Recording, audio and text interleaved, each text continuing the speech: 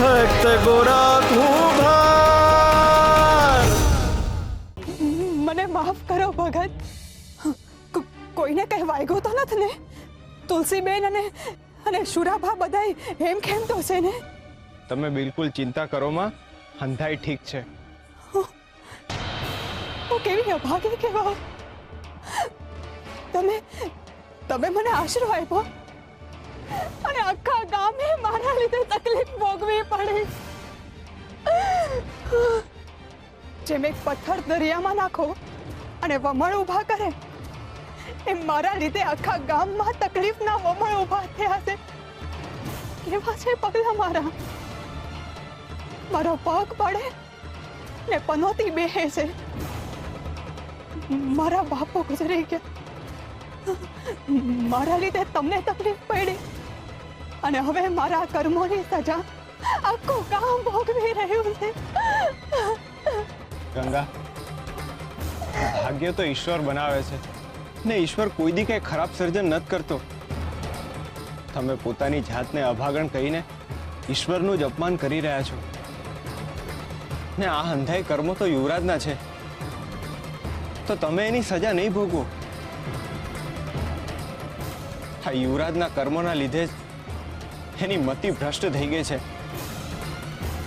બાકી તમે વિચાર તો કરો, જે સત્તા એના જન્મતાની હારે જેના નામે લખાઈ ગઈ હોય એ જ સત્તા હાટું એને કેટલા વલખા માર્યા ને કેટલા પાપ કર્યા ને હું કરી નાખ્યું ને તમારી બાબતમાં એને હું કર્યું. એ તમને પ્રેમથી સમજાવીને એની તરફ તમને વાળવાનો પ્રયત્ન કરી શકો પણ એને એવું ન કર્યું. એને બળજબરી અને જોખમીનો રસ્તો પસંદ કર્યો. એના હૃદયમાં શ્વાસ કરતા વધારે અહંકાર છે અને જ્યાં અહંકાર છે ને ત્યાં હરી નથી. હવે તમે એક કામ કરો, તમારા બે હાથ જોડો. હવે તમે પ્રેમથી બોલો, હરે કૃષ્ણ હરે કૃષ્ણ.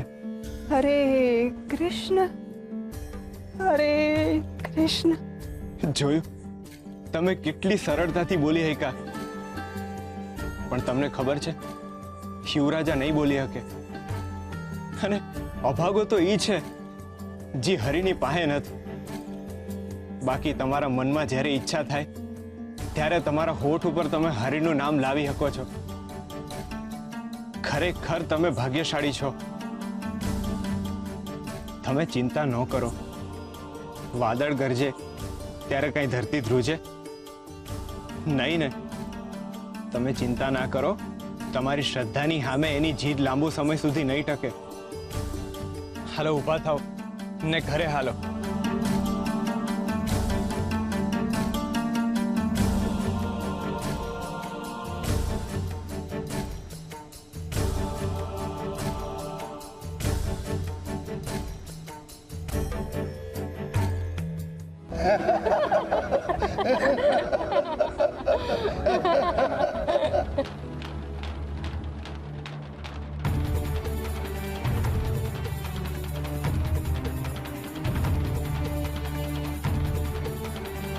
જોજો, ઓલી છોડી જો. લ્યો બોલો, દીવા પાસે છે ને તારું? હજી આ છોરી તો ગામમાં જ છે. મને તો લાગે છે કે આ છોરી ગામમાં જ ન ગોરાના મનમાં છે. કોઈ કહે કે ગોરા આવું કરે? જમાનો બદલાઈ ગયો છે બેન. આવી રૂપ સુંદરી છોડીને જોઈને તો હારા સાનબાઈન ખોઈ બેહે. હિંમત તો જુઓ એની. આપણા નવા મહારાજની સામે ટક્કર લેવા બેઠો છે. આવા કારણ નથી થયું બેન. આ ગોરાનું મન બદલવાનું કરે ને ઈ સોરી છે. મને તો લાગે છે આ ગોવિંદના મૃત્યુ પછી જ એના મનમાં ફાટો પડેલ છે. એવું જ હશે.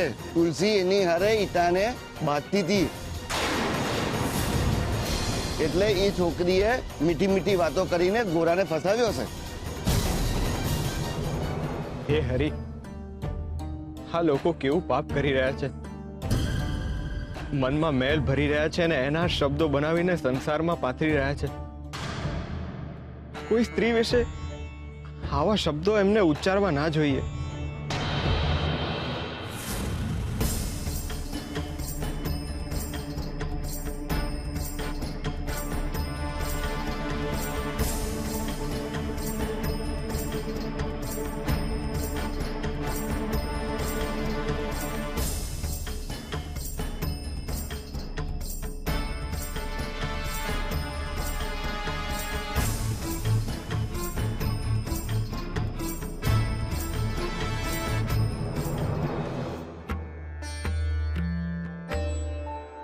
મને તો લાગે છે કે આ છોરી ગામમાં જ નથી, ગોરાના મનમાં છે.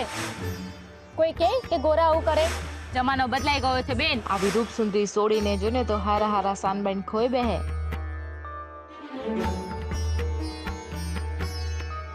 શું થયું તમને? તમને ક્યાંક તાવ તો નથી?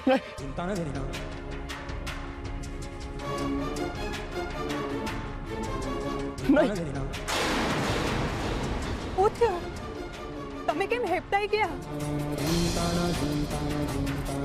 આ ગોરાનું મન બદલવાનું કરે ને ઈ છોરી છે. મને તો લાગે છે આ ગોવિંદના મૃત્યુ પછી જ એના મનમાં ફાટો પડેલ છે. તુલસી એની હારે ઈટાને બાંધતી હતી એટલે એ છોકરીએ મીઠી મીઠી વાતો કરીને ગોરાને ફસાવ્યો છે. ના ના, તમે કઈ ખોટું ન સમજતા. એ તો મને લાગ્યું કે તમને તાવ આવે છે એટલે હું ધાબળો ઓઢાડવા આવી. મહેરબાની કરીને તમે આ ધાબળો આયા મૂકીને વયા જાઓ. મને માફ કરો ભગત, મારાથી ભૂલ થઈ ગઈ છે. માફ કરો મને.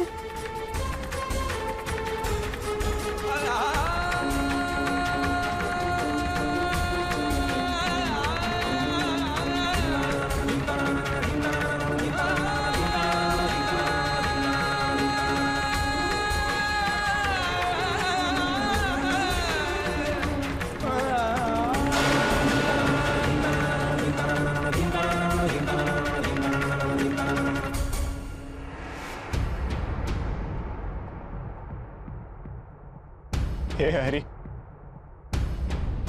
આ શું થઈ રહ્યું છે? મારી ક્યાંક ભૂલ તો નથી ને? ભાઈબંધ, તમે તો મને ઓળખો છો ને સમજો છો. મારો ભાવ એ સ્ત્રીને ખાલી આશરો આપવાનો જ હતો, બીજો કઈ ભાવ જન્મોય નતો.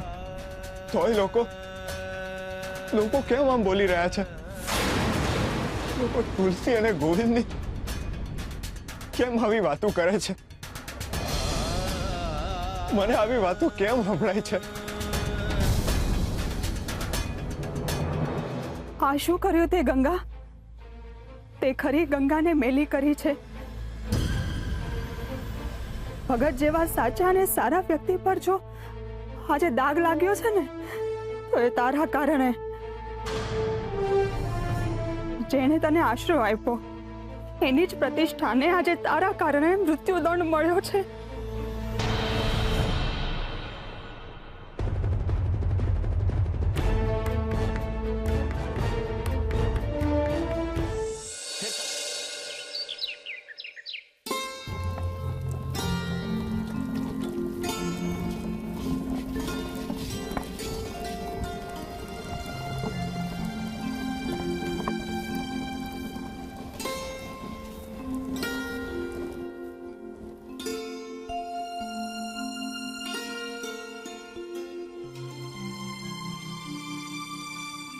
ઉઠી ગયા તમે?